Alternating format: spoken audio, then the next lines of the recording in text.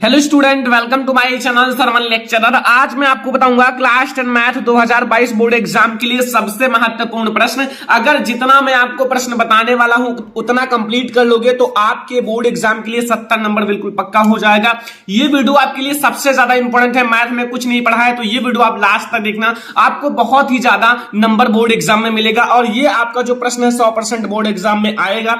जो आप लोगों का 12 अप्रैल को मैथ का पेपर है, ये वीडियो आपके लिए सबसे ज्यादा इंपॉर्टेंट है। आपको ये वीडियो लास्ट तक देखना है, वीडियो को लाइक कर देना है, अगर चैनल पर नया हो तो सब्सक्राइब कर लेना। सबसे पहले हम लोग जितने भी बहुविकल्पीय प्रश्न है उसको देखने वाले हैं। देखो पहला प्रश्न आप लोग देखो, ये बोर्ड एग्जाम के लिए सबसे ज्यादा इंपॉर्टेंट है। थोड़ा सा आप लोग ध्यान से देखना ये प्रश्न। तो देखो पहला प्रश्न है, निम्न में से कौन सा सह अभाज्य संख्याओं का युग्म है। मतलब सह अभाज्य संख्याएं हैं, ठीक है, जिनका HCF 1 होता है, सह अभाज्य संख्याएं। ठीक है, तो ऑप्शन नंबर ए है आपका 14,35 यानी कि 14,35। ऑप्शन नंबर बी है 32,62। ऑप्शन नंबर सी है 31,93। ऑप्शन नंबर डी है 18,25। तो आपको मैं बता दूं कि निम्न में से कौन से सह अभाज्य संख्याओं का एक युग्म है। ये बोर्ड एग्जाम के लिए सबसे ज्यादा इंपॉर्टेंट है। मॉडल पेपर में भी ये क्वेश्चन पूछा गया था, तो ये आपके लिए बहुत ज्यादा इंपॉर्टेंट क्वेश्चन है। तो इसका जो सही ऑप्शन हो जाएगा वो है 18,25। बिल्कुल सही आंसर है 18,25। तो आप लोग इसको जरूर याद कर लेना, बोर्ड एग्जाम के लिए बहुत ही ज्यादा इंपॉर्टेंट है ये क्वेश्चन। ओके, अगला क्वेश्चन देखो, यहां क्वेश्चन नंबर 2 आपसे क्या पूछ रहा है। लिखा हुआ है कि रैखिक समीकरण युग्म x बराबर y और x प्लस y बराबर 0 का, यानी कि आपको बताना है ऑप्शन नंबर ए कोई उभयनिष्ठ हल नहीं है। मतलब ये दो आपकी जो समीकरण है इसका कोई उभयनिष्ठ हल नहीं है। या फिर बी ऑप्शन है असीमित रूप से कोई हल होते हैं, मतलब असीमित रूप से कई हल होते हैं। ऑप्शन नंबर सी है अद्वितीय हल होता है। ऑप्शन नंबर डी है उपरोक्त में से कोई नहीं। तो इसका सही आंसर क्या होगा।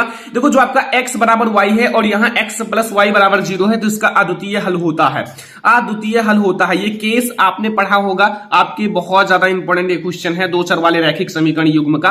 तो थोड़ा सा आप लोग ध्यान से ये सारे क्वेश्चन जरूर सॉल्व करना, बोर्ड एग्जाम के लिए बहुत ज्यादा इंपॉर्टेंट है। मैथ आप लोगों का बिल्कुल पक्का करने वाला हूं, बहुत ज्यादा ये इंपॉर्टेंट वीडियो है। यदि द्विघात समीकरण 3x² माइनस 6x प्लस के मूल समान हो तो k का मान होगा। देखो k का मान अभी मैं आपको याद करना बता दूंगा, बहुत आसान क्वेश्चन है लेकिन बोर्ड एग्जाम के लिए बहुत ही ज्यादा इंपॉर्टेंट है। एनसीईआरटी का बहुत ज्यादा इंपॉर्टेंट क्वेश्चन है। ऑप्शन नंबर ए आप लोग देखो, ऑप्शन नंबर ए है 3, ऑप्शन नंबर बी है 9, ऑप्शन नंबर सी है 6, ऑप्शन नंबर डी है 12। तो अब इसका राइट ऑप्शन कौन सा है ये मैं आपको बताता हूं, कैसे आप लोगों को पता चलेगा कि यहां से के का वैल्यू हम कैसे निकालेंगे। सबसे पहले आप करो क्या कि यहां एक सूत्र याद रखना जो कि आप लोगों को, सबसे पहले ये आपका समीकरण है 3x² माइनस 6x प्लस के बराबर 0। यहां से अगर पूछा जाए a आपको पता है कि नहीं, a बराबर आपका क्या होगा, तो ये जो x² का गुणांक है ये a है यानी कि 3 है, और v बराबर आपका ये x का जो गुणांक है -6 ये v है, एंड c बराबर आपका k है। ठीक है, अब इतना आपको समझ में आया। अब एक सूत्र आपको याद रखना है जो कि आपका यहां मूल समान है, मूल समान है। ठीक है, ध्यान से समझना, मूल क्या है, देखो लिखा हुआ है समान है, तो मूल अगर समान है, मतलब मूल अगर समान है तो यहां विविक्तर जो d बराबर होगा वो 0 होगा। क्या होगा, जो आपका विविक्तर d बराबर होगा ना, क्या d बराबर वो 0 हो जाएगा। अब सूत्र आपको क्या याद रखना है, v² माइनस 4ac और बराबर d होता है, लेकिन d हमारा 0 हो गया, तो यहां से v² माइनस 4ac बराबर 0। अब यहां से v की वैल्यू आप रख दो, v की वैल्यू है -6, तो आप -6 का वर्ग कर लो, -4 इंटू a की वैल्यू है 3 इंटू c की वैल्यू है k बराबर 0। यहां से भी आपको k की वैल्यू मिल जाएगी, बहुत आसान सा क्वेश्चन। यहां से माइनस आपका माइनस प्लस हो जाएगा, वर्ग होगा 36, और यहां से -12k एंड बराबर 0। अब यहां से आपको समझ लो वैल्यू मिल ही गया। यहां से -12k है एंड यहां आपका +36 है, इधर जाएगा -36 हो जाएगा, और यहां से आपका k बराबर -36 बटे -12 बटे में आपका 12 3 36 यानी कि 3 हो जाएगा। तो यहां से k की वैल्यू 3 आएगी। तो यहां से आपको पता चल गया कि k की वैल्यू कौन सा ऑप्शन सही है, ऑप्शन नंबर ए 3 हमारा बिल्कुल सही ऑप्शन है। ठीक है, ये क्वेश्चन आपको समझ में आ गया होगा। Question number 3। क्वेश्चन नंबर 4 आप लोग देखो, ये सारे क्वेश्चन आपको कंप्लीट करके ही बोर्ड एग्जाम में पेपर देने जाना है। बहुत ज्यादा मेहनत कर रहा हूं आप लोगों के लिए, तो आप लोग भी मेहनत करो पढ़ाई में, आपके पास बहुत ज्यादा समय है अभी मैथ के पेपर में, ठीक है। क्वेश्चन नंबर 4 देखो कि दो आकृतियां जिनके आकार समान है, मतलब आकार समान है परंतु आवश्यक रूप से अमाप क्या है, समान ना हो, मतलब जो उनके अमाप है वो जो माप है वो समान ना हो तो कहलाता है। ऑप्शन नंबर ए है सर्वांगसम आकृतियां, यानी कि ये जो आकृतियां हैं सर्वांगसम आकृतियां कहलाती हैं, या फिर बी हमारा है समान आकृतियां, सी है समरूप आकृतियां एंड डी हमारा है सममित आकृतियां। तो अब यहां आपके 4 ऑप्शंस हैं। अब आप सोच रहे होंगे क्या कहलाते हैं। देखो सम मतलब सम, रूप मतलब रूप, यानी कि वो दिख एक जैसे रहे हैं लेकिन वो बड़ा है कि छोटा ये नहीं पता। तो सम मतलब समान रूप, यानी कि समरूप आकृतियां कहलाएंगी क्योंकि उनका रूप जो है समान है, आकार जो है वो समान है, तो इसीलिए हमारा वो क्या कहलाएंगी, समरूप आकृतियां। ये हमारा है क्वेश्चन नंबर 4, जो कि आप लोगों को तैयार ही कर लेना है ये सारे क्वेश्चन, क्योंकि बोर्ड एग्जाम के लिए ये सारा आप 100% समझो कि आएगा, ठीक है। ये ऑब्जेक्टिव क्वेश्चन पहले मैं पढ़ा रहा हूं, अभी आपके लिए बहुत सारे क्वेश्चंस हैं, ओके, लास्ट तक ध्यान से देखना। 5 नंबर क्वेश्चन देखा, माइंड में आप लोग 5 नंबर क्वेश्चन रट लेना, याद कर लेना और सॉल्व कर लेना, क्योंकि ये सबसे ज्यादा इंपॉर्टेंट क्वेश्चन है। निर्देशांक ज्योमेट्री का एक ऑब्जेक्टिव क्वेश्चन है भाई, ध्यान से समझना। लिखा क्या है कि दो बिंदुओं यानी कि या फिर बिंदुओं -2,6 और -2,10 को मिलाने वाले रेखाखंड के मध्य बिंदु का निर्देशांक होगा। आपको मध्य बिंदु का निर्देशांक ज्ञात करना है। मध्य बिंदु का निर्देशांक क्या होगा? ऑप्शन नंबर ए है हमारे पास -2,10, ऑप्शन नंबर बी है -2,8, ऑप्शन नंबर सी है -2,5, ऑप्शन नंबर डी है 0,2। अब आप इसको कैसे पता करोगे यार? बहुत आसान है, एक सूत्र याद रखना जो मैं आपको बताने वाला हूं, फिर आपका सारा क्वेश्चन समझ लो लग गया। सूत्र आपको क्या याद रखना है ये आपको समझना चाहिए। सूत्र आप लोगों को याद रखना है मध्य बिंदु का निर्देशांक का सूत्र, यानी कि x1 + x2 एंड आपका 1 2 है, तो ये आपको 2 लगा देना है, तथा आपको y1 + y2 बटे में 2। अब यहां से आप y1 x1 and x2 y1 y2 की वैल्यू रख दो। जैसे यहां जो -2 है ना, x1 है, ये आगे वाला दोनों x1 x2 है, यानी कि यहां से -2 एंड -2, ये x1 और x2 है बटे में 2। अब ये आपका क्या हो जाएगा, ये आपका -4 हो जाएगा बटे में 2 और इक्वल टू आपका हो जाएगा -2। ये आपका एक निर्देशांक मिल गया। दूसरा समझो हमारा y1 कितना है, y1 आपका 6 है और y2 आपका 10 है, बटे में 2 हो जाएगा। यहां से हो जाएगा 16 बटे में 2, यहां से 8 हो जाएगा ना, काटोगे तो यहां से आपका जो निर्देशांक मिलेगा, यानी कि -2 1 मिला और (8) 1 मिला, तो यहां से आपका जो ये आपका ऑप्शन हो जाएगा -2,8। बिल्कुल राइट ऑप्शन है। कौन सा है? -2,8, तो ये आपका बिल्कुल सही है। तो भाई ऐसे आप सॉल्व कर लेना बोर्ड एग्जाम में, तब टिक लगाना, गलत नहीं करके आना है बोर्ड एग्जाम में, क्योंकि एक एक नंबर आपके लिए सबसे ज्यादा इंपॉर्टेंट है 90% लाने के लिए, टॉपर बनाने के लिए। तो आप ये सारे क्वेश्चन याद रखना। अगर आपने कुछ नहीं पढ़ा है तो भी ये सारे क्वेश्चन याद करके, रट करके या फिर रिवीजन करके बहुत अच्छा मार्क ला सकते हो।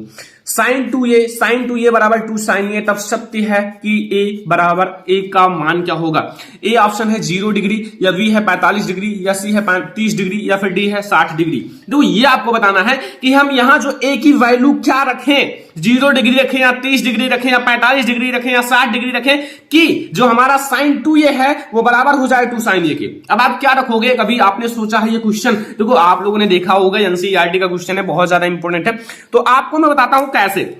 देखो यहां अगर आपका जो क्वेश्चन है वो क्या है, यहां आपका क्वेश्चन जो है वो है sin 2a बराबर है 2 sin a, ये हमें करना है। तो अगर आप एक बात याद रखना, आप क्या करोगे समझते हो कि a की वैल्यू है वो आप 0 डिग्री रख दो। a की वैल्यू 0 डिग्री रखोगे ना, तभी आपका आंसर आएगा, ये दोनों बराबर हो जाएंगे। जैसे अब आप लोगों को बताता हूं, जैसे यहां आपका है sin 2a, अब sin 2a है तो यहां से sin आपका हो जाएगा और 2 हो जाएगा इंटू a की वैल्यू 0 डिग्री, और यहां से आपका कितना हो जाएगा sin 0 डिग्री, और 0 डिग्री की वैल्यू होती है 0। ठीक है, अब यहां समझो, फिर आप एक हमारा आ गया, ये 0 आ गया, अगर ये भी 0 आ जाएगा तो हमारा सत्य हो जाएगा, बराबर हो जाएगा। अब यहां 2 sin a है, 2 sin a, अब यहां देखो यहां 2 है इंटू साइन है और a की वैल्यू 0 डिग्री, अब यहां से 2 इंटू 0 इक्वल टू 0, तो ये हमारा सत्य हो जाएगा। अगर दोनों को बराबर करना है तो हमें a की वैल्यू कितनी रखनी पड़ेगी? 0। तो यहां से आपको यह पता चल गया कि हमारा a की वैल्यू क्या रखना है? 0 डिग्री। क्या रखना है? 0 डिग्री। बस समझ में आया? ये है हमारा क्वेश्चन नंबर 6, जो कि आप लोगों को तैयार कर लेना है। ठीक है, एक बार 2 बार अगर आप रिवीजन करोगे तो ये सारा आपका तैयार हो जाएगा। अगला क्वेश्चन देखो, क्वेश्चन नंबर 7 ध्यान से देखना। क्वेश्चन नंबर 7 आप लोगों के बोर्ड एग्जाम के लिए मोस्ट इंपोर्टेंट है, आप लोग जरूर तैयार करके जाना। ये क्वेश्चन देखो लिखा क्या है कि यदि एक वृत्त का परिमाप, देखो परिमाप और क्षेत्रफल संख्यात्मक रूप से बराबर हो तो वृत्त की त्रिज्या है। मतलब ये आपको बताना है कि यदि एक वृत्त का परिमाप जो है और क्षेत्रफल संख्यात्मक रूप में बराबर हो, मतलब अब यहां से यह पता होना चाहिए कि वृत्त का परिमाप का फार्मूला क्या होता है और वृत्त के क्षेत्रफल का फार्मूला क्या होता है। इन दोनों को जब आप बराबर रखोगे तब तो आपको यहां से वृत्त की त्रिज्या ऑटोमेटिक मिल जाएगा।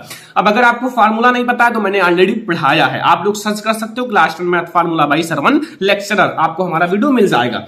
अब आप इसको देखो ध्यान से, इसको कैसे लगाओगे ये ध्यान से देखना। हमें त्रिज्या ज्ञात करनी है ना।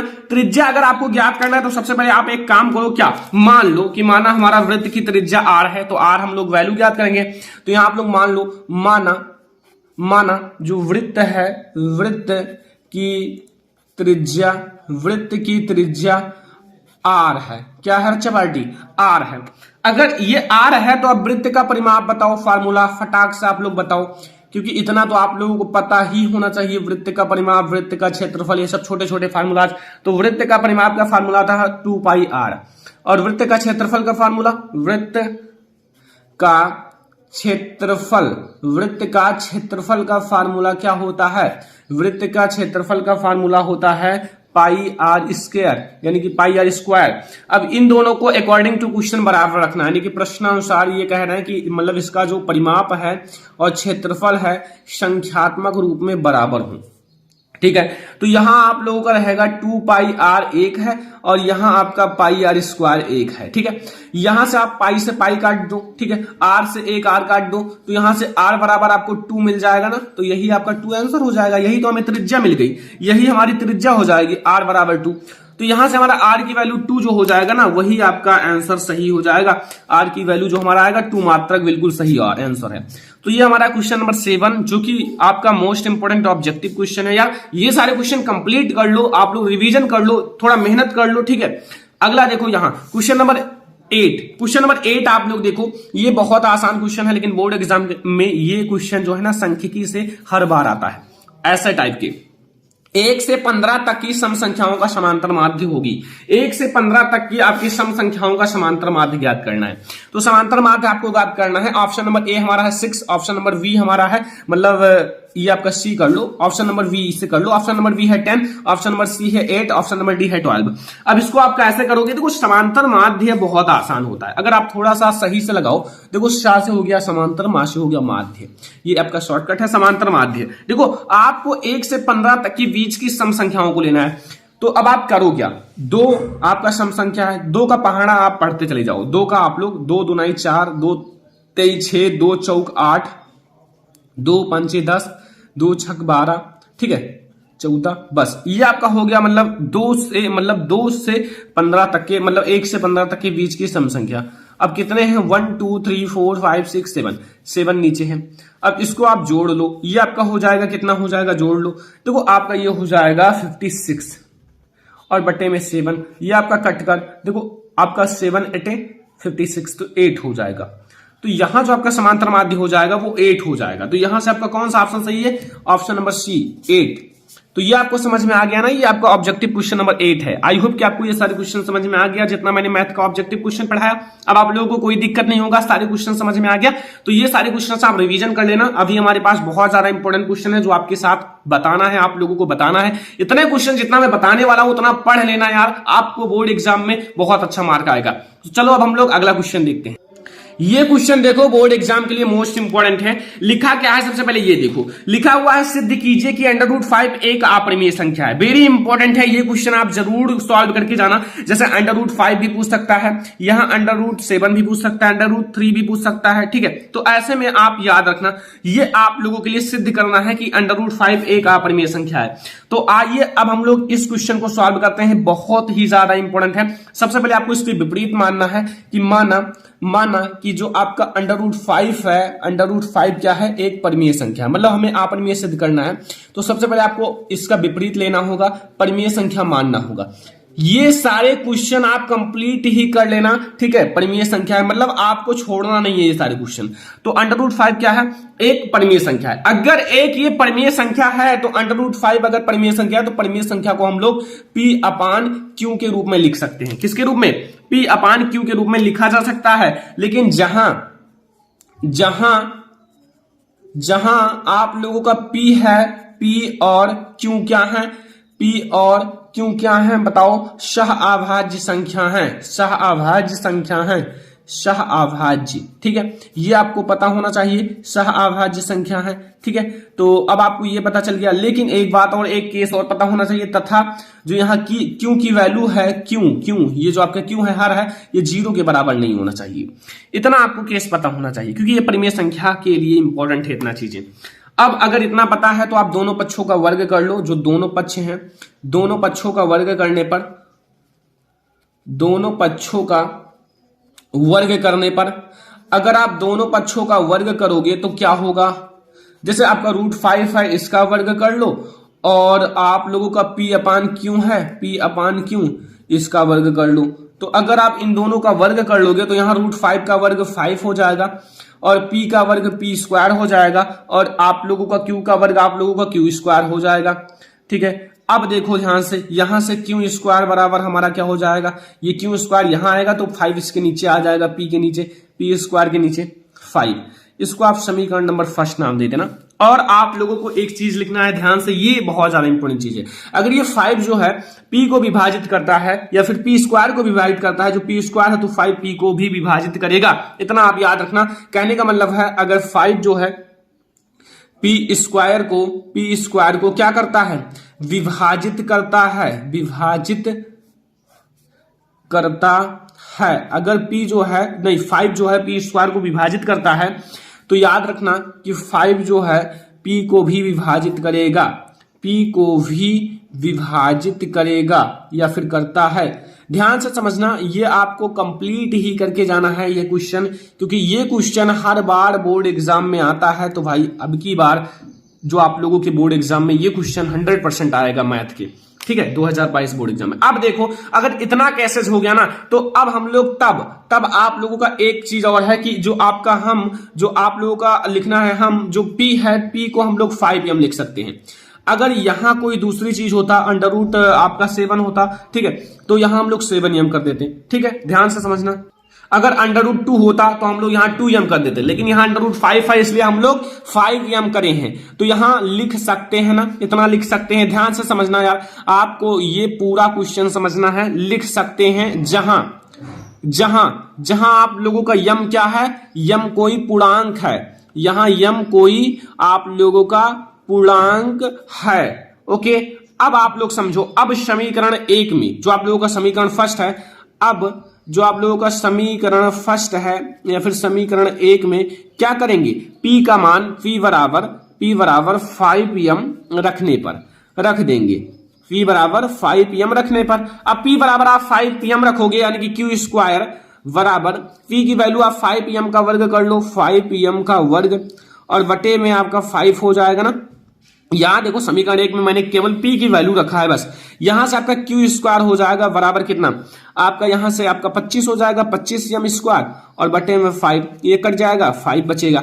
यहां से आपका Q² हो जाएगा बराबर 5, आपका 5m²। अगर m² बराबर पूछा जाए यहां से m² बराबर, तो यहां Q के नीचे 5 आ जाएगा, Q² बटे 5। वही चीज जो मैंने P में लिखा था वही आपको Q में भी लिखना है। क्या लिखना है अभी आपको समझ में आ जाएगा कि अगर 5 जो है ना, 5 Q² नहीं, यहां आपका Q² ना, Q² को विभाजित करता है। जैसे P में लिखा था वही चीज सेम आपको Q में भी लिखना है, ठीक है।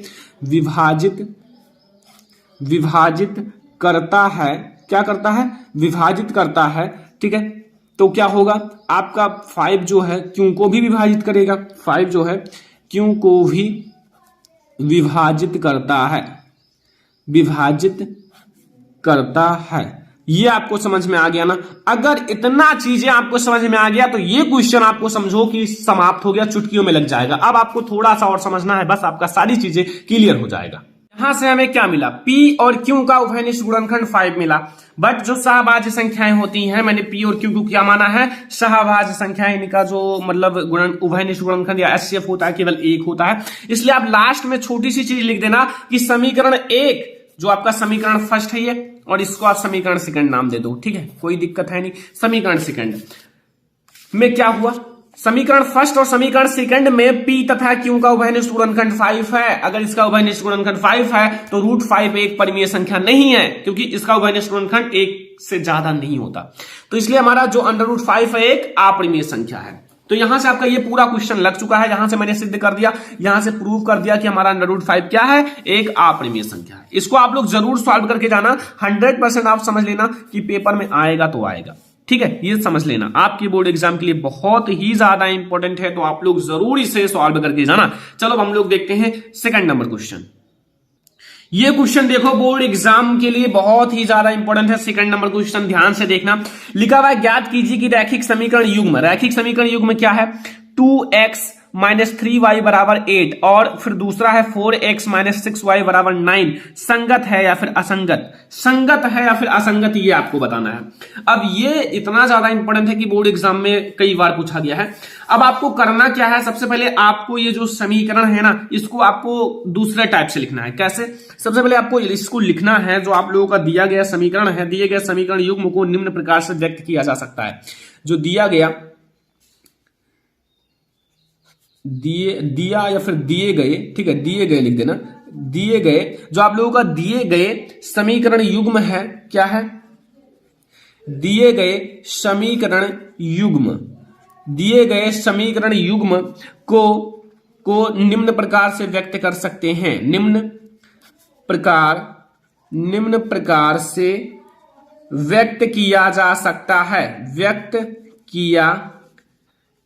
किया जा सकता है। अब कैसे व्यक्त किया जा सकता है ये मैं आपको बताता हूं, थोड़ा सा ध्यान से समझना। देखो ये जो आपका समीकरण है, यहां आपका लिखा हुआ है 2x - 3y = 8, तो इसको हम ऐसे भी लिख सकते हैं ना, जैसे आपका 2x है -3y है और बराबर, हम बराबर नहीं लगाएंगे, 8 को हम इधर ट्रांसफर कर लेंगे, माइनस लगाकर 8 और बराबर 0, मतलब बराबर 0 कर देना, ये आपका -8 हो जाएगा। अब दूसरा वाला जो हमारा है, ये आपका है 4x - 6y और यहां आपका बराबर मतलब बराबर 9 है, तो इधर आपका -9 हो जाएगा, बराबर 0। मतलब इस तरह से आपको लिखना है, ठीक है, इस तरह से आपको लिख देना है। अब जो आपका ये समीकरण है ना, इसकी तुलना, जो इसकी तुलना आपको करना है, किससे करना है ये आपको तो समझना पड़ेगा ना। इसकी तुलना आपको, मतलब जैसे आपका a1x है, ये ध्यान से समझना, अभी सारी चीजें समझ में आ जाएगा। कहोगे सर ये तो बहुत आसान है, v1y है प्लस c1 है बराबर 0 और तथा आपका यहां से a2 है, a2 प्लस v2 या a2x लिख देना, ठीक है, यहां a2x लिख देना और v2y लिख देना प्लस c2 बराबर 0। मतलब जहां यहां 1 है तो वहां केवल 2 कर देना है बस, ओके, सारी सेम है। अब देखो यहां ध्यान से, अब यहां से अगर आपसे ये पूछूं कि a1 क्या है, a1 जैसे a1 है तो x के आगे जो लगा हुआ है, यहां x के आगे वो a1 है, बराबर क्या है 2, यहां x1 क्या है 2 है, a1 आपका क्या है 2 है, ठीक है। अब a2 पूछा जाए, अब a2 आप बता दो, a2 आपका जैसे दूसरे समीकरण में आऊं, ये 4 है जो x के आगे लगी हुई है वो, ठीक है। अब आप लोग देखो आपका, अब पूछ रहा हूं v1, तो v1 आप लोग क्या बताओगे, यहां से आप लोगों का v1 ये -3 है, चिन्ह के साथ लेना, -3 है, और v2 अब आप लोग बता दो, v2 आप लोगों का -6 है। अब c1 क्या है, c1 आपका -8 है, देख सकते हो ये -8 ये वाला, और c2 कितना है -9 है, -9, ठीक है। इतना आपको समझ में आ गया, कोई दिक्कत नहीं होगा इतने में, बहुत आसान तरीके से। अब करो क्या कि आप लोग जो a1 है, a1, ठीक है, a1 बटे में a2 कर लो, a1 बटे a2 यानी कि 2 है बटे में 4 है और ये आपका बराबर हो जाएगा 1/2, ठीक है। देखो अभी आपको पता चल जाएगा, यहां v1 है बटे v2, v1 हमारा है -3 बटे -6 और यहां से कट के हो जाएगा 1/2, और c1 है c1 बटे c2 और ये -8 बटे -9 हो जाएगा, ये केवल 8/9 ही रहेगा। अब यहां से आपको ये पता चला कि 1/2 1/2, यानी कि a1 जो हमारा है, यहां से a1 बटे a2 और v1 बटे v2 क्या है, इक्वल है, बराबर है ना, मतलब बराबर तो दिख रहे हैं और बराबर है भी। तो यहां से अब आप लोगों का जो a1 है, A1 बटे में A2 जो है वो बराबर है V1 बटे में V2, बट ये is not equal to C1 बटे C2। ये C1 बटे C2 नहीं बराबर है क्योंकि ये 8 बटे 9 है। तो अगर ये नहीं बराबर है तो जो दिया गया समीकरण युग्म है वो असंगत है। क्या लिखना पड़ेगा? दिया गया जो आपका दिया गया समीकरण युग्म है, जो आपका ये दिया गया समीकरण है, यह समीकरण युग्म है, क्या है? असंगत है, असंगत है। बस इतना सा याद रखना, असंगत है। बस ये आपको याद रखना है, असंगत है। बस इतना आपको क्वेश्चन में है और ये क्वेश्चन बहुत ज्यादा आसान है। अगर आप थोड़ा सा सही से लगाओगे तो ये क्वेश्चन आपको चुटकियों में लग जाएगा। ये हमारा है क्वेश्चन नंबर 2, जो कि आप लोगों को बहुत अच्छे से समझ में आ गया होगा, कोई भी दिक्कत नहीं होगा। बहुत आसान सा क्वेश्चन था लेकिन बोर्ड एग्जाम के लिए बहुत ही ज्यादा इंपॉर्टेंट है, इसलिए मैंने आपसे सोचा कि अच्छे से बता दिया जाए। ठीक है, अब हम लोग देखेंगे क्वेश्चन नंबर 3। ये एनसीईआरटी का एक बहुत ज्यादा इंपॉर्टेंट क्वेश्चन है। ठीक है, ये ध्यान से समझना कि जो एक समकोण त्रिभुज की ऊंचाई जो है, एक समकोण त्रिभुज की ऊंचाई जिसके आधार से 60 सेंटीमीटर कम है, मतलब उसकी जो ऊंचाई है ना आधार से 60 सेंटीमीटर कम है, और यदि कर्ण 13 सेंटीमीटर का हो तो अन्य दो भुजाएं ज्ञात कीजिए। हमें कर्ण 13 सेंटीमीटर दिया हुआ है और अन्य दो भुजाएं ज्ञात करनी है। तो आप कैसे ज्ञात करोगे? पहले आप लोग मान लो कि माना समकोण त्रिभुज की जो आधार भुजा है वो x है, क्योंकि हमें आधार पता मतलब मानना पड़ेगा ना। पहले हम लोग आधार ज्ञात करेंगे, फिर हम लोग ऊंचाई यानी कि लंब ज्ञात कर लेंगे उसमें से 7 घटा के, तो फिर आपका सारा ज्ञात हो जाएगा ना। सबसे पहले आप क्या करो कि मान लो कि माना जो समकोण त्रिभुज है,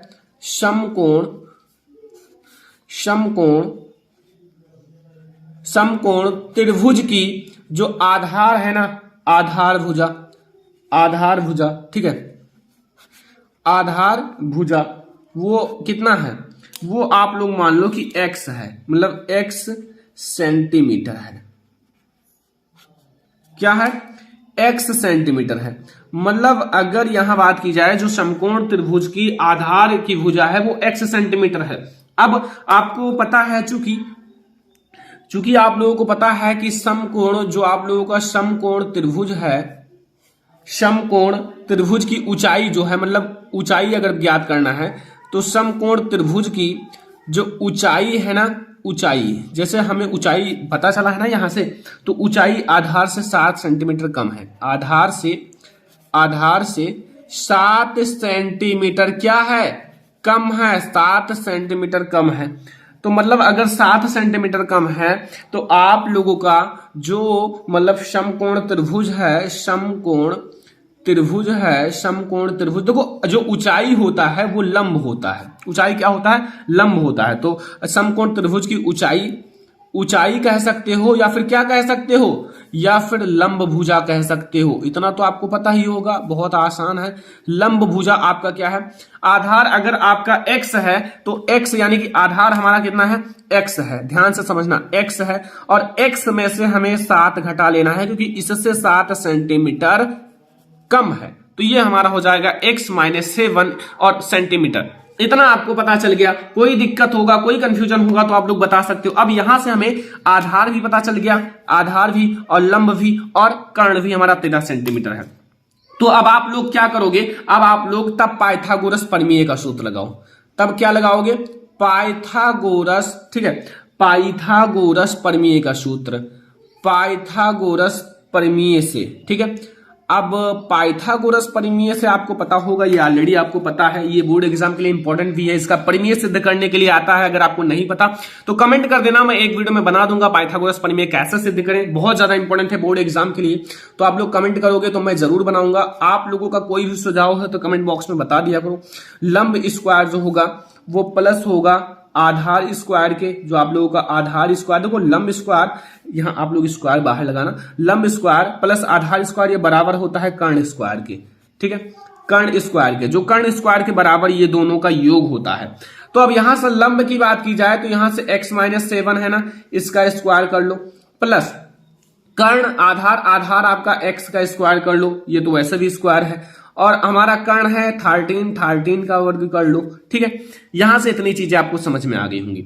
अब इसका अगर आप ब्रैकेट खोलोगे तो यहां से x स्क्वायर हो जाएगा -14x हो जाएगा, और आपका ये हो जाएगा आपका, जैसे ये 7 है तो 7 का आप वर्ग करोगे तो प्लस आपका 49 हो जाएगा, और प्लस आपका एक्स स्क्वायर है और ये आपका 169 हो जाएगा जब आप लोग 13 का वर्ग करोगे, यानी कि 13 का वर्ग करोगे। अब यहां से आप जैसे पूरा सेट कर लो, यहां से आपका ये एक्स स्क्वायर जुड़कर 2x स्क्वायर हो जाएगा, और यहां से -14x है। अब देखो यहां से आपका ये +49 है ना, +49 है, और ये आपका माइनस इधर आएगा तो -169 हो जाएगा, बराबर 0 के कर लो। अब यहां से आपका 2x स्क्वायर हो गया, और यहां -14x हो गया, और यहां अगर आप इसे घटाओगे तो ये आपका हो जाएगा -120, क्योंकि घटाओगे तो इतना ही आएगा। सब आप इसमें 2 से भाग दे दो, यानी कि 2 कॉमन ले लो, तो यहां से x स्क्वायर हो जाएगा, -14x हो जाएगा, एंड यहां से आपका 60 हो जाएगा, बराबर 0। ये 2 आपका यहां जाएगा तो 0 हो जाएगा, तो यहां से आपका ये x स्क्वायर -7x और -60 बराबर 0, ये एक द्विघात समीकरण बन गया। क्या बन गया? द्विघात समीकरण। अब इसी को सॉल्व कर लोगे, आपका x की वैल्यू मिल जाएगी और आपका दोनों भुजा मिल जाएगा। चलो हम लोग बताते हैं कैसे सॉल्व होगा। देखो ध्यान से समझना, यहां से लिखा हुआ है x स्क्वायर -7x और -60। अब आपको ये करना है कि ये जो जोड़ने या घटाने पर 7 आना चाहिए, गुणा करने पर 60 आना चाहिए। तो आप इसे कैसे करोगे? तो यहां आप एक चीज ध्यान रखना, यहां अगर आप 12 में से 5 घटाओगे, मतलब 12 में से 5 घटाओगे तो कितना हो जाएगा? 7, 7, 5, 12, और इसको गुणा करोगे तो 60 हो जाएगा। तो इतना आपको समझ में आ गया ना, कोई दिक्कत नहीं होगा। देखो मैं आपको बहुत आसान तरीके से समझा रहा हूं कि आपको कोई भी कंफ्यूजन ना हो। यहां से x स्क्वायर हो जाएगा, यहां से -12x हो जाएगा, और यहां से +5x हो जाएगा, और यहां से 60 बराबर 0।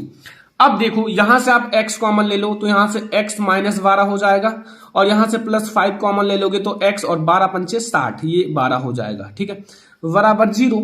अब यहां से एक ब्रैकेट में आपका क्या आएगा? एक ब्रैकेट में आपका ये x है और ये 5 है, ये आएगा। क्या आएगा? x और 5 जो आप लोगों का, लेकिन आप लोगों का एक ब्रैकेट में ये जो x -12 है और 12, और एक ब्रैकेट में आपका क्या आएगा? x + 5 बराबर 0, ठीक है। अब आप लोगों को यहां तक अगर मिल गया ये x -12 और ये x + 5 बराबर 0, तो अब आप लोग कुछ ना करो, यदि अब आप एक एक बारी रखो। जैसे आप लोगों का x है -12 है बराबर 0 रखोगे, तो यहां से आपको मिलेगा x बराबर 12। क्या मिलेगा? x बराबर 12, तो यहां से x की वैल्यू 12 मिल गई। अब दूसरा देखो आपको क्या मिलेगा। जैसे आपका तो दूसरा है ना, वो आपका x है, x + 5 बराबर 0। अब यहां से आपका मिलेगा x बराबर -5। क्या मिलेगा? x बराबर -5। अब यहां से एक मिला है -5, एक मिला है 12। अब यहां से एक बात याद रखना, जो कि बहुत ही ज्यादा मेन पॉइंट है, इंपॉर्टेंट पॉइंट है। यहां जो माइनस वाला आया है, तो यहां से आप ये बात याद रखना कि परंतु, अभी आपको समझ में आ जाएगा, परंतु जो भुजा है, भुजा x का ऋणात्मक मान स्वीकार नहीं है, क्योंकि भाई भुजा का मान क्या होता है? मतलब ऋणात्मक नहीं होता है, स्वीकार नहीं हो सकता। अब इसलिए जो आपका x बराबर आपका 12 है वो सही है, हमारा आधार जो है वो 12 है। और अगर आपको ऊंचाई ज्ञात करना है, ऊंचाई अगर आपको ज्ञात करना है, तब आपका ऊंचाई जो होगा, ऊंचाई या फिर लंब भुजा, या फिर आपका जो लंब भुजा है, तो बहुत आसान है। आपको बताया गया था ना कि मतलब आपका आधार से 7 सेंटीमीटर कम है, तो यहां से आपका x जो है x -7 है, और यहां से आपकी x की वैल्यू 12 है, और यहां से 7 है, और बराबर आपका हो जाएगा 5 सेंटीमीटर। क्या हो जाएगा? 5 सेंटीमीटर। तो यहां से हमें एक भुजा जो मिला ना, वो कितना मिला? 12 सेंटीमीटर, एक 5 सेंटीमीटर। तो यहां आप लोग लिख देना कि त्रिभुज की, यहां आप लोगों को मैं बता देता हूं कि त्रिभुज जो है, जैसे हमें अन्य 2 भुजाएं ज्ञात करनी थी, तो त्रिभुज की अन्य 2 भुजाएं जो हैं, अन्य 2 भुजाएं जो हमारी हैं, वो बराबर हैं 5 सेंटीमीटर व फिर 12 सेंटीमीटर। बस यही है, 5 सेंटीमीटर 12 सेंटीमीटर। दोनों भुजाएं आपको मिल गई। ये क्वेश्चन यार बहुत ज्यादा इंपॉर्टेंट है, आप लोगों को बोर्ड एग्जाम में सॉल्व ही कर लेना चाहिए पेपर देने से पहले, क्योंकि आपके बोर्ड एग्जाम के लिए ये 100% बहुत ही ज्यादा इंपॉर्टेंट है। तो आप लोग आई होप कि सॉल्व कर लोगे बोर्ड एग्जाम देने से पहले, ठीक है। तो ये हमारा है क्वेश्चन नंबर 3, जो कि आप लोग इसे जरूर लगा लेना, ठीक है। चलो अब हम लोग देखते हैं क्वेश्चन नंबर 4। क्वेश्चन नंबर 4 समझो, हाइट एंड डिस्टेंस का बहुत ही ज्यादा इंपॉर्टेंट क्वेश्चन। देखो मैं आप लोगों को बता दूं कि ये क्वेश्चन आप लोगों को बोर्ड एग्जाम में लगा कर जाना है। और एक क्वेश्चन मैं आप लोगों को और बता देता हूं, ये बोर्ड एग्जाम के लिए बहुत ज्यादा इंपॉर्टेंट है। पहले मैं आपको बता देता हूं कि आप इसे जरूर लगा के जाना बोर्ड एग्जाम में। आंधी आने से एक पेड़ टूट जाता है और टूटा हुआ भाग इस तरह मुड़ जाता है कि पेड़ का शिखर जमीन को छूने लगता है और इसके साथ 30 डिग्री का कोण बनाता है। पेड़ के पाद बिंदु की दूरी, जो आपका जहां पेड़ का शिखर जमीन को छूता है, वो कितना है? 8 मीटर है। पेड़ की ऊंचाई ज्ञात कीजिए। मतलब ये क्वेश्चन आपके बोर्ड एग्जाम के लिए वेरी इंपॉर्टेंट है। ये क्वेश्चन मैंने देखा था और इसको सॉल्व भी कराया था आगे, जो मतलब पहले पढ़ाया था। तो इसको मैं आप लोगों को आगे चलकर आप लोगों को इसका और जो रचनाएं चैप्टर है उसका वीडियो, ठीक है, और सांख्यिकी इसका वीडियो सारे का लाने वाला हूं। तो अब आप लोग जितना मैं बता रहा हूं वो पहले समझो, क्योंकि ये भी क्वेश्चन आपके बोर्ड एग्जाम में 3-4 बार पूछा गया है, तो इसलिए वेरी इंपॉर्टेंट है। तो इसलिए मैंने बता दिया कि ये क्वेश्चन जो मैंने बताया है अभी, इसको सॉल्व कर लेना घर पर, क्योंकि आप लोगों के पास समय है ना घर पर सॉल्व करने के लिए। और ये क्वेश्चन आप लोग देखो, आपका 2 क्वेश्चन हाइट एंड डिस्टेंस का सॉल्व हो जाएगा। अगर और भी क्वेश्चन में दिक्कत है तो कमेंट करो, मैं आप लोगों के लिए जरूर बनाऊंगा। देखो सबसे पहले ये क्वेश्चन समझो, लिखा हुआ 7 मीटर ऊंचे भवन, 7 मीटर ऊंचे भवन के शिखर से एक केबल टावर के शिखर का उन्नयन कोण 60 डिग्री है और इसके पाद बिंदु का अवनमन कोण 45 डिग्री है। तो टावर की ऊंचाई ज्ञात कीजिए। देखो समझना ध्यान से, कुछ है नहीं इस क्वेश्चन में, अगर आप थोड़ा सा समझोगे ना तो सारी क्लियर हो जाएंगी आपकी। देखो आपको क्या समझना है, यहां समझो। जैसे आप लोगों का एक केबल टावर है, जैसे मैं आप लोगों को बताता हूं ना, एक केबल टावर है, ठीक है, एक केबल टावर है। मैं आप लोगों को वैसे ही समझा देता हूं कि आप लोगों को अपनी भाषा में। देखो एक केबल टावर है, ठीक है। अब इसके देखो, अब यहां देखो कि 7 मीटर ऊंचे भवन के शिखर से एक केबल टावर के शिखर का उन्नयन कोण 60 डिग्री है और इसी के सामने एक 7 मीटर का भवन है। मतलब ये इतना समझ लो, इतना है केबल टावर के, इतना है 7 मीटर का। इनको दोनों को मिला दो। अभी आपको मतलब मैं इतना नॉर्मल तरीके से समझा रहा हूं कि बोर्ड एग्जाम में ऐसे बना देना यार, कोई दिक्कत है नहीं।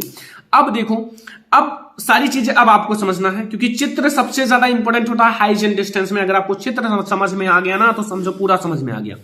अब यहां कह रहा है कि 7 मीटर ऊंचे भवन के शिखर का, मतलब 7 मीटर ऊंचे भवन के शिखर से एक केबल टावर के शिखर का उन्नयन कोण। अब यहां जो मतलब आप लोगों का अब नीचे और समझो, और इसके पाद बिंदु का कोण आपका 45 डिग्री है। मतलब आपको यह समझना, इसको पहले एक डॉट लाइन से मिला लो, डॉट लाइन से, ठीक है, डॉट लाइन से आप इसे मिला लो।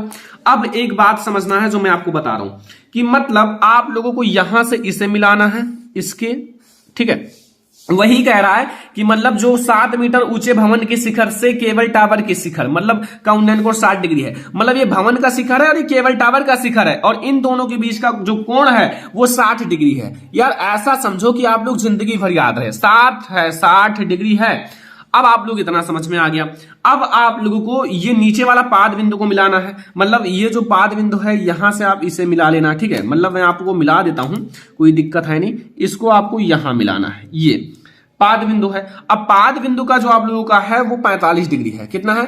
45 डिग्री। बस यही आपका फिगर हो गया। इसको नाम दे दो, आप लोग नाम दे देना, जैसे ए है, जैसे आप लोग यहां दे देना ए हमारा है, और यहां आप लोगों का V है, पहले बड़े बड़े का, तो यहां आपका C है, यहां आपका D है और यहां आपका E है, ठीक है। देखो फिगर आपको इतना, मतलब पहले फिगर समझना फिर सारी चीजें समझना। फिगर इंपॉर्टेंट है। ये आपका जो मतलब भवन है ये 7 मीटर का है। कितना है? 7 मीटर का। मतलब 7 मीटर का भवन है। अगर इतने की मतलब इसके लाइन से देखा जाए तो ये भी 7 मीटर, मतलब V से E तक की दूरी 7 मीटर होगा ना। मतलब अगर ये इतना है और सेम इतना ही मैंने इसको भी बताया है तो ये भी 7 ही मीटर होगा ना। तो ये 7 मीटर है और अगर हम इतना और ज्ञात कर लें तो ये पूरी ऊंचाई हमें ज्ञात हो जाएगा ना, पूरा AV की ऊंचाई। बस वही हमें A और V पूरे ये केबल टावर की ऊंचाई ही ज्ञात करना है। तो अब आप लोग सबसे पहले समझो जो मैंने लिखा है। देखो सबसे पहले आपको बोर्ड एग्जाम में अगर ऐसा लिख दोगे ना, एग्जामिनर आपको यार फुल मार्क देगा। ये सबसे मेन तरीका है, ठीक है।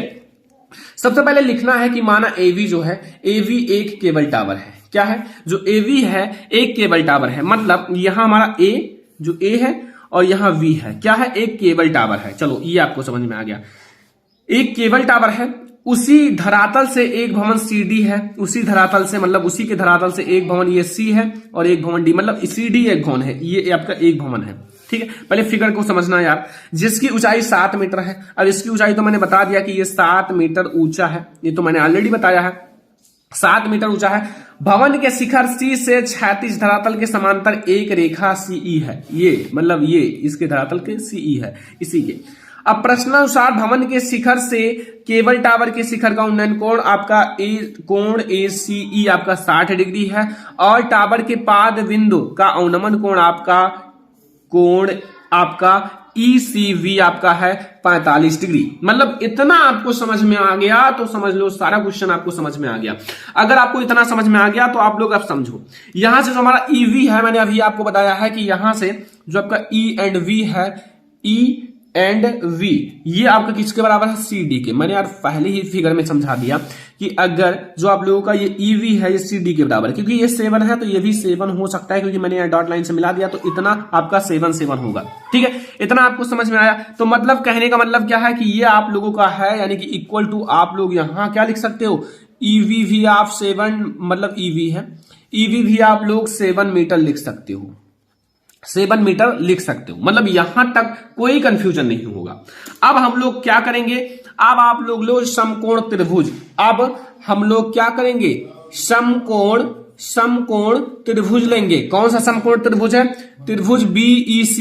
क्या है, त्रिभुज BEC में। अब त्रिभुज BEC पहले फिगर में ढूंढो यार, फिगर बनाना सीख लो, सारी चीजें समझ जाओगी। VEC यानी कि VE एंड C, यहां देखो VEC, ठीक है, ठीक है, ये आपका VEC है। ठीक है, इतना आपको समझ में आया। अब BEC है तो यहां से आप देखो, आपको मतलब क्या है, यहां से tan आप लगाओ, tan, और यहां से tan, अब यहां आपका कितना डिग्री है, 45 डिग्री है, देख सकते हो 45 डिग्री, तो tan 45 डिग्री वैल्यू रखो। अब tan 45 डिग्री जो है वो बराबर है, अब tan आपका किसके बराबर होता है, सारी चीजें आप समझ लो, LAL बटे KK, यानी कि लाल बटे कक्का। तो tan जो होता है लंब बटे आधार की होता है, लंब बटे आधार। तो यहां से लंब आपका कितना है, लंब आपका ये है, क्या है, लंब आपका 7 है, लंब है, और आपका आधार जो है ना वो CE है, ये CE। तो अब लंब बटे आधार यानी कि EV जो होगा, EV बटे CE। अब यहां से अब आप लोग tan 45 डिग्री की वैल्यू 1 होती है, और ये हमारा दिया हुआ है 7, और ये हमारा CE नहीं दिया हुआ है, CE। अब यहां से हमारा ये CE की वैल्यू 1 मिल जाएगी, CE की वैल्यू हमें मिलेगी 7 मीटर। कितना मिल गया, 7 मीटर। अब यहां से हमें ये CE की वैल्यू मिली है। अब यहां तक आई होप कि आपको समझ में आ गया होगा कि CE की वैल्यू हमारी 7 मीटर है। यहां तक कोई कंफ्यूजन नहीं होगा, सारी चीजें समझ में आ गया होगा। अब आपको क्या समझना है, ये समझो कि अब हम लोग पुनः दूसरा समकोण त्रिभुज लेंगे। क्या लेंगे, पुनः। अब आप लोग दूसरा समकोण त्रिभुज लो। अब आप लोगों को लिखना है पुनः आप लोगों को जो समकोण त्रिभुज लेना है, समकोण त्रिभुज आप लोगों को लेना है AEC में, ये EC में। अब आप लोगों को यहां क्या करना है, AEC में यहां A है और E है एंड C है। ठीक है, अब यहां से आपको क्या करना है, ध्यान से समझना। यहां से आपका 60 डिग्री वैल्यू है ना, अब 60 डिग्री वैल्यू है तो यहां से आपका tan जो है 60 डिग्री हो जाएगा, और AE यानी कि लंब, और बटे में आपका आधार CE। ठीक है, अब आप लोगों का इतना पता चल गया। अब इसकी जो वैल्यू होती है ना वो √3 होती है, √3, और यहां से AE है, AE और CE की वैल्यू मैंने ज्ञात कर लिया है, 7 सेंटीमीटर नहीं 7 मीटर है। तो यहां से AE की वैल्यू जो हमें मिल जाएगी वो बराबर हो जाएगा आपका 7√3 मीटर। यहां से आपको ये मिल गया। अगर ये 7√3 मतलब मिला और ये 7 मिला, तो इन दोनों को अगर हम जोड़ दें तो हमारी पूरी वैल्यू निकल आएगी ना, AV की पूरी वैल्यू निकल आएगी। तो मतलब कहने का क्या मतलब है, ये समझो। मतलब है कि आपको अगर पूरे केबल टावर की, मतलब अगर आपको क्या करना है, तब केबल टावर, जो केबल टावर है, केबल टावर AV की ऊंचाई, केबल टावर AV की ऊंचाई। अब केबल टावर जो हमारा AV है उसकी ऊंचाई अगर आपको ज्ञात करना है तो इन दोनों को हम लोग जोड़ लेते हैं। पहले क्या है, हमारा AE है, मतलब A एंड E। ठीक है, AE और EV इन दोनों को जोड़ लेते हैं। मतलब कहने का है कि यहां से हम AE और प्लस EV इन दोनों को जोड़ लेते हैं। अब अगर आप इन दोनों को जोड़ोगे तो फिर क्या मिलेगा, जोड़ने पर आपको पूरी आपका जो वैल्यू मिलेगा, जैसे आपका ये AE कितना है, ध्यान से देखो AE ये एंड E, ये E हमारा है 7√3 अभी हम लोगों ने याद किया है, प्लस EV हमारा कितना है, EV अभी हम लोगों ने याद किया है, जो हमारा E है एंड V है 7 है लिखा हुआ है, तो 7। ठीक है, इतना आपको समझ में आया। अब हम क्या करेंगे, यहां से आपको 7 कॉमन ले लेना है, यानी कि 7 और यहां से √3 प्लस 1, ये आपका 7 कॉमन ले लोगे तो 1 बचेगा और मीटर आ जाएगा। ठीक है, मीटर। अब यहां से जो हमारा यही आपका आंसर हो जाएगा ना, कोई दिक्कत है नहीं। अतः जो हमारा मतलब केबल टावर की ऊंचाई है ना, मतलब जो आप लोगों को केबल टावर है, केबल टावर AV की ऊंचाई, अतः केबल टावर जो आप लोगों का AV है, मतलब AV है, या फिर आप लोग केबल टावर की ऊंचाई सीधा लिख दो कि केबल टावर की ऊंचाई कितना हो जाएगा, वो आपका हो जाएगा 7√3 प्लस 1 मीटर। यहां से आप √3 की वैल्यू रखकर भी मल्टीप्लाई कर सकते हो, कहीं कहीं आंसर दिया होगा ऐसे भी। तो ये हमारा है हाइट एंड डिस्टेंस का एक बहुत ही ज्यादा इंपॉर्टेंट, जो आपको क्वेश्चन सॉल्व करके ही बोर्ड एग्जाम में जाना है। आई होप कि ये क्वेश्चन आपको समझ में आ गया होगा, कोई दिक्कत नहीं होगा। ये क्वेश्चन हमारा बहुत ही ज्यादा इंपॉर्टेंट है। ओके, तो ये आपको समझ कर ही जाना है। ठीक है, तो ये आप लोग देखो, सबसे पहले आप लोग इस क्वेश्चन को नोट कर लो, जितना मैंने बताया है इस क्वेश्चन को आप लोगों को नोट जरूर करना चाहिए, क्योंकि ये क्वेश्चन बोर्ड एग्जाम के लिए इंपॉर्टेंट है। तो आप लोग थोड़ा सा मेहनत करके नोट कर सकते हो ना, ज्यादा टाइम नहीं लगेगा। और ये आप लोग जो मैंने और एक और हाइट एंड डिस्टेंस का क्वेश्चन बताया है उसको सॉल्व कर लेना। ठीक है, ये ज्यादा नहीं, 10 मिनट 20 मिनट 50 मिनट, मतलब 10 से 20 मिनट लगेंगे बस। तो ये आप लोग क्वेश्चन जरूर सॉल्व कर लेना बोर्ड एग्जाम में। चलो अब हम लोग देखते हैं जो हमारा अगला मोस्ट इंपॉर्टेंट क्वेश्चन है। ये हमारा है क्वेश्चन नंबर 5, जो कि आप लोगों के बोर्ड एग्जाम के लिए वेरी इंपॉर्टेंट है, क्योंकि ये आपके बोर्ड एग्जाम में पूछा गया है। ध्यान से समझना, लिखा हुआ एक घड़ी की मिनट की सुई जो है ना, एक घड़ी की मिनट की सुई की लंबाई 14 सेंटीमीटर है। मतलब जो घड़ी की मतलब सुई की लंबाई है वो 14 सेंटीमीटर है, और इस सुई द्वारा 5 मिनट में रचित क्षेत्रफल ज्ञात कीजिए। 5 मिनट में रचित जो आप लोगों को क्षेत्रफल ज्ञात करना है। तो ये क्वेश्चन आपको थोड़ा सा समझना होगा ध्यान से, क्योंकि ये आपको थोड़ा सा हार्ड लगेगा, लेकिन छोटा सा क्वेश्चन है। देखो, मिनट की सुई जो है ना, 1 घंटे में 60 मिनट पूरा चक्कर लगाती है। कितना लगाती है? 60 मिनट। मैं एक बार लिख देता हूं कि आप लोगों की जो मिनट की सुई है, मिनट की सुई है कितना, मतलब 1 घंटे में, 1 घंटे या 60 मिनट, 1 घंटे या 60 मिनट में कितना, एक चक्कर लगाता है, एक पूरा चक्कर लगाती है, एक पूरा चक्कर लगाती है। इतना तो आप लोगों को पता होगा, क्योंकि आप लोगों के पास घड़ी होता होगा। अब मिनट की सुई 1 मिनट में लगाएगी चक्कर, मतलब अगर 1 मिनट की बात की जाए, जैसे मिनट की सुई जो है ना, मिनट की सुई जो है आप लोगों का, मिनट की सुई जो है 1 मिनट में लगाएगी। जैसे 1 मिनट में कितना चक्कर लगाएगा, 1 मिनट में जो आप लोगों का लगाएगी, क्या करेगी, लगाएगी। 1 मिनट में कितना चक्कर लगाएगी, जैसे आपका 60 है ना, 60 मिनट, तो यानी कि 1/60 लगाएगी। जैसे अगर 60 मतलब 60 मिनट में एक चक्कर, तो 1 मिनट में आपका 1/60 चक्कर लगाएगी। क्या लगाएगी? 1/60 चक्कर लगाएगी। इतना आपको समझ में आ गया। अब अगर 5 मिनट की बात की जाए, जैसे 1 मिनट में 1/60 चक्कर, तो 5 मिनट में 5/60 हो जाएगा ना। कितना हो जाएगा? 5/60। मतलब अगर बात की जाए कि 5 जो मिनट की सुई है, मिनट की सुई जो 5 मिनट में, या फिर आप लोग 5 मिनट में कितनी चक्कर लगाएगी, 5 मिनट में लगाएगी। जो 5 मिनट में कितना चक्कर लगाएगी ये आपको बताना है। तो 5 मिनट में आपका जो चक्कर लगाएगी वो 1/60 है, और इंटू आपका 5 चक्कर हो जाएगा। क्या हो जाएगा? 5 चक्कर। तो मतलब कहने का है कि यहां से आपका 12×5 60, यानी कि 1/12 चक्कर लगाएगी। कितना लगाएगी? 1/12 चक्कर लगाएगी। ये आपको समझ में आ गया होगा। अब अगर इतना आपको समझ में आ गया, तो अब आप लोगों को एक काम करना, अब यहां जो आप लोगों का मतलब जो मिनट की सुई है, वृत्त की त्रिज्या, जो आप लोगों का घड़ी होता है वृत्त के टाइप का होता है, तो वृत्त की त्रिज्या जो सुई है ना, सुई की लंबाई दी हुई है 14 सेंटीमीटर, यही आपका वृत्त की त्रिज्या है। तो यहां से आर, आप लोग वृत्त की त्रिज्या को आर कह सकते हो ना, 14 सेंटीमीटर है। कितना है? 14 सेंटीमीटर। ठीक है, यहां से आपकी ये 14 सेंटीमीटर है। तब सुई द्वारा आप लोगों का रचित क्षेत्रफल, तब क्या लिखोगे? ठीक है, तो अब आप लोगों को लिखना है तब जो सुई द्वारा जो आप लोगों का है, सुई द्वारा रचित आप लोगों का, तो सुई द्वारा जो रचित क्षेत्रफल हो जाएगा उसका फार्मूला होता है 1/12। जैसे 5 मिनट का ज्ञात करना, इसीलिए 1/12 किया जाएगा। वैसे तो आपका पाई आर स्क्वायर होता है वृत्त का क्षेत्रफल, लेकिन हमें 5 मिनट में ज्ञात करना है। देखो 5 मिनट का ज्ञात करना है तो 12 पंचे 60 पूरा हमारा कितना होता है, तो इसीलिए हम लोग 1/12 करेंगे। ठीक है, अब आप लोगों का देखो 1/12 और पाई की वैल्यू होती है 22/7 और इंटू आप लोगों का त्रिज्या है 14 और इंटू 14, 2 बार हम लिख देते हैं, स्क्वायर है। ठीक है, तो यहां 7 दूनी 14 हो जाएगा। ऐसे अगर आप काट पीट करने के बाद आपको ये मिलेगा 154/3 सेंटीमीटर स्क्वायर, 154/3 सेंटीमीटर स्क्वायर। या फिर आप इसे लिख सकते हो 51 सही 1/3 सेंटीमीटर स्क्वायर, ये आप लिख सकते हो। बस ये आपका पूरा आंसर आ गया। ठीक है, ये आप लोगों का क्षेत्रफल का आंसर आ गया।